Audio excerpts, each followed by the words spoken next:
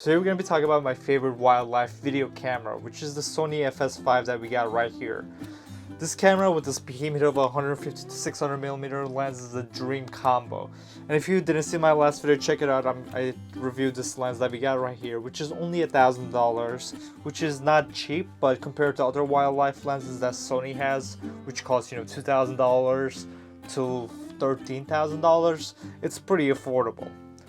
So today I'm going to show you guys why this is my favorite wildlife lens, and it's mainly because of this one feature this camera has, which is the trigger mode. With the trigger mode, what you can do is the camera is pretty much always recording, but it's not saving to the memory card, it's just saving it to its RAM.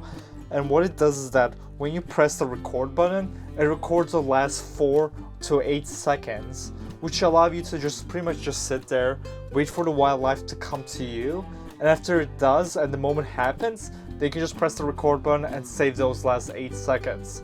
Which is very crucial when you're shooting wildlife, because otherwise you would have to be continually recording, and it could take you like an hour just like sitting around just waiting for something to happen.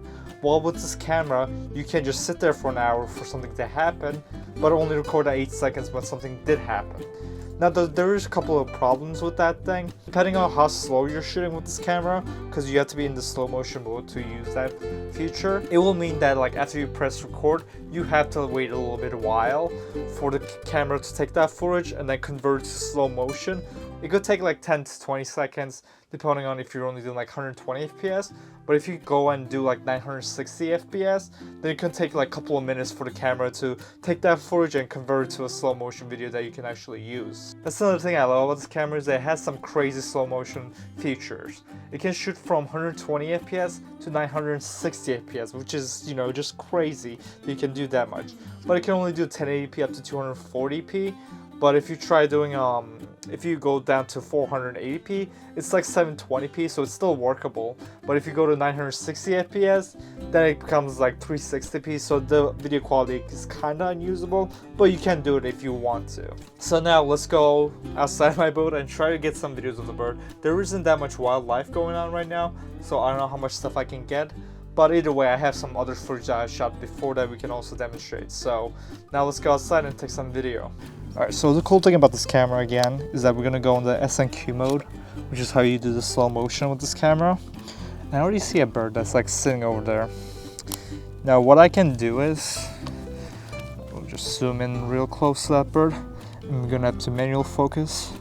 As professional videographers, we're cool like that. Let's go to SNQ mode. And I'm just going to keep it at, let's just do... If I hold the SNQ, I can change it. I'm just going to do 240 so that we still get pretty good 1080p, and we also get some really cool slow motion. And since this camera also has internal ND filters, I can turn those on, but instead I'm just gonna change the aperture, because besides worrying about having a blurry background, I don't really care about that. I'd rather just have everything in focus. Having a wider depth of field is just gonna allow me to focus easier. There we go. We got our bird right there. Seems a little over focus. He seems a little overexposed, so we're gonna... Actually, I'm gonna add some ND to it. Just gonna add some ND. Just a little bit. But things that, we're just waiting for the bird to make a move. And honestly, it'd be better putting this on a tripod because it is very heavy, so I am getting a lot of motion. Actually, we're gonna record a different bird. So we got some swans over here. We're gonna shoot some videos with them. And as you can see, even though we're at f14, we're still getting a lot of background blur. And you just want to wait for them to do something, pretty much. Oh my god, they're coming real close. Here. Let's record that for a second, and as you can see, now we just, okay, they're coming way too close, so I'm not gonna be able to shoot them now. Hello there, swans. How are you guys doing?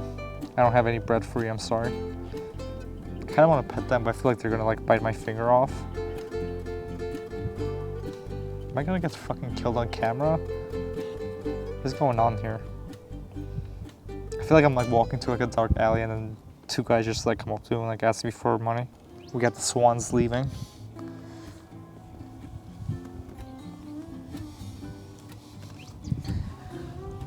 Yeah, they're like, this guy doesn't have any food, screw him. Okay, we're literally not getting any single birds. I don't know what's going on. There's usually like a bunch of birds like flying around. We get ducks around here. Sometimes we even get seals. But right now there's literally nothing. It's just emptiness except for this seagull right here. That's just like literally just standing there. Alright, I see a duck that's super far away. Let's see if I can get that bad boy. Okay. We're gonna switch over to the... Whoa. What the hell was that? Whoa! Okay, I don't know if I got that because I had the ND filter. Oh my god, wait. Oh my god, are you kidding me? Shit, I had the LCD off. I don't think I got that. Oh no. My only chance, I ruined it. Okay. Right, I see that bird. Maybe he'll do something crazy again. Oh my god. Where is he? Okay, he's right there. Okay, do something crazy. We got the bird on our sights. Okay. Dude, my heart is racing right now. Will that bird do something? Up, up, up, up, up. Okay, I got that. I got that. But things that you have to wait after you press record. But I got him like swinging his arms around. Hopefully that's in focus. It kind of looks out of focus. I never claimed I was an expert at wildlife. Okay. Okay. All right. Got the bird on our side again. We're at 600mm on a crop body on a Super 35 sensor body, so it's like 900mm. Come on, go underwater again. I don't think he's doing anything else. Oh man, come on. Oh, oh, he went underwater. I got him. I got him going underwater. Okay, I think that's all I'm gonna get right now. There is a bird that's standing right there. I'm gonna try getting him also. Okay. Okay, just done recording, and that's why I also recommend using half trigger. Because if you use full trigger, it's gonna take twice as long, and whatever, you know, fast speed thing you're shooting, it's not gonna be 8 seconds longer. It's probably gonna be like a second long. So 4 seconds is more than enough usually. Oh, I got the bird jumping off. See, that's the cool thing about it. It's constantly recording. So if you, while you're just like looking through your viewfinder, you see something crazy happening, you just press record. Guess what? You got the last 4 seconds, which is amazing. Okay, I don't know if I'm gonna get any more lucky. But I do have a bunch of cats in my backyard because I'm insane. We're gonna take a look at the cats upstairs and see if we can get some video out of them too. One quick note that I am gonna make about these slow motion videos is that, as you can see, the 120 FPS and the 240 FPS that's coming up after this video were shot on S-Log2. And since the bitrate is pretty much the same as shooting at 24 FPS, but now you're shooting at 240 FPS or 480 FPS, you know, you're just shooting more frames per second with the same amount of bitrate, it's better to use the default picture profile over S-Log. And as you can see, default picture profile for 480p actually looks better than 240p just because recorded on default picture profile besides S-Log2. So if you're gonna do any slow motion with this camera, I always recommend using default picture profile besides using S-Log or any other profile pretty much.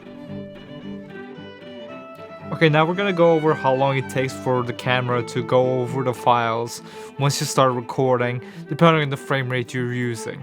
And obviously if you only shoot 120 FPS, that takes a lot faster than how long it actually takes to do the 960 FPS, so we're gonna demonstrate that right now. in the video. And I'm doing this on the half trigger mode, which means that it's only recording 4 seconds. If you do the full trigger, that's 8 seconds long, so just double how long it takes for it to do to see the full trigger. But things that you're probably going to be using half trigger, because if you're trying to slow something down, it's usually going to be something that's less than a second long, which means that 4 seconds is more than enough. But if you want to do 8 seconds, you do have the option to do that. But if you want to shoot continuous, it only does 60 FPS if you have Mark 1.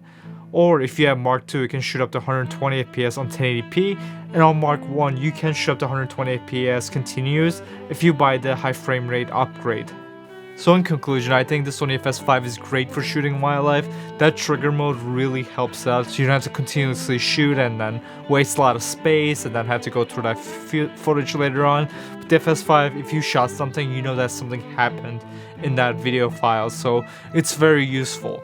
And the fact that it can shoot up to 960 FPS is quite amazing, which I love about this camera. But again, you're probably not going to be shooting 960 FPS because that's like 360p, but up to 480p, which is 720p, and then 240 is 1080p. So those both are very useful, and which most cameras can't even do. Like if you try to get an FS7, it can't do that. I don't think the FS9 can do it either, but the FS5 can do it, so that's quite amazing. Anyways guys, thanks for watching this video. If you enjoyed it, make sure to subscribe to my channel and check out my other videos. And I'll see you guys in the next video. Goodbye.